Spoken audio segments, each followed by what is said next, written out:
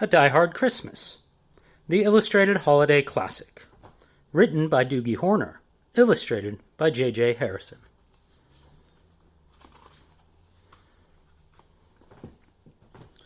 "'Twas the night before Christmas, and up in the tower, everyone was partying except one wallflower. John McClane missed his wife, things just weren't the same since Holly had moved west and changed her last name. He tried to win her back, but still she said no, while unbeknownst to them, there was trouble below. A truck had pulled up, and who should disembark but 14 men whose intentions were dark.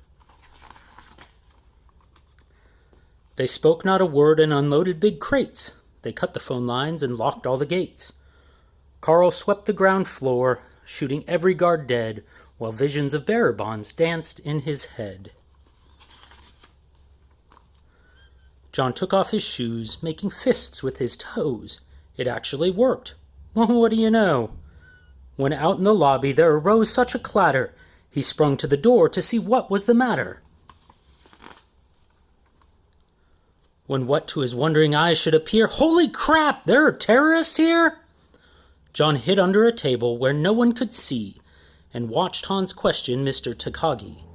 I'm going to count to 3, there will not be a 4. Give me the codes to open the vault door. I don't know the codes, so go ahead and shoot. Okay, said Hans Gruber, and ruined Takagi's suit. John tried to call the cops by pulling an alarm, but instead called the bad guys who tried to cause him harm.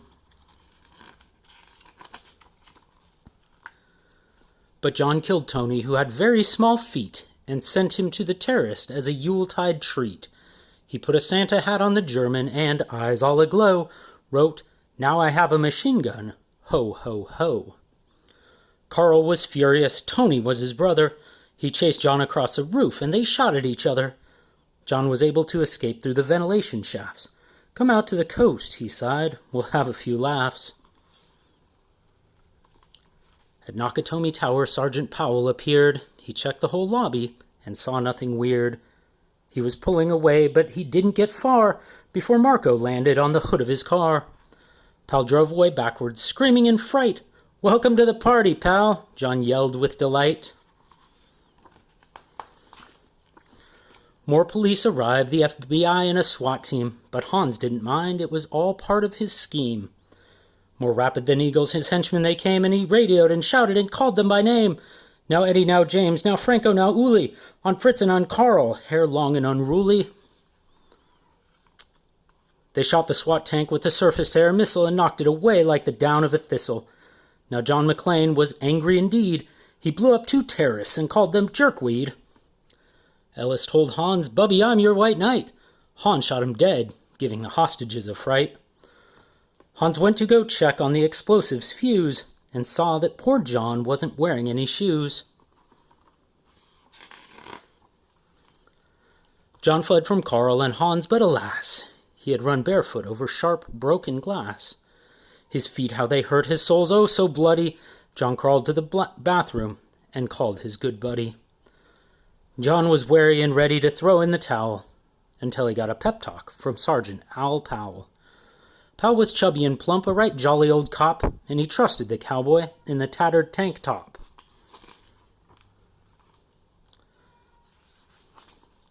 But a reporter was probing into McClane's life and revealed that Holly was actually John's wife. Hans quickly flipped over the gold picture frame.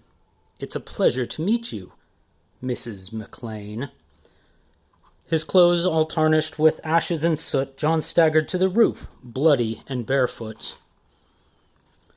The explosives were wired to the rooftop with care in hopes that hostages soon would be there. John warned everyone the roof would soon blow as the chopper strafed him with high-powered ammo. Around his waist he tied a fire hose tight and, screaming an oath, jumped into the night. He dangled in the air and gritted his teeth while flames encircled the tower like a wreath. Fiercely fighting his way back inside, John yelled out, "Hans!" He was done trying to hide. He limped to the vault like an old man on crutches, only to find Holly in his filthy clutches. John dropped his gun and put his hands on his head. It seemed he and Holly soon would be dead. But with a secret gun taped to his back, John shot Hans in a surprise attack. Hans fell out the window still holding Holly's arm and slowly, deliberately raised his firearm. The tenacious villain held on by his nails till John unhooked Holly's watch and said, "Happy trails!" Bearer bonds fluttered like fresh fallen snow as Holly embraced her blood-spattered bow. So Merry Christmas to all, be kind to one another, and most of all, yippee-ki-yay, motherfucker.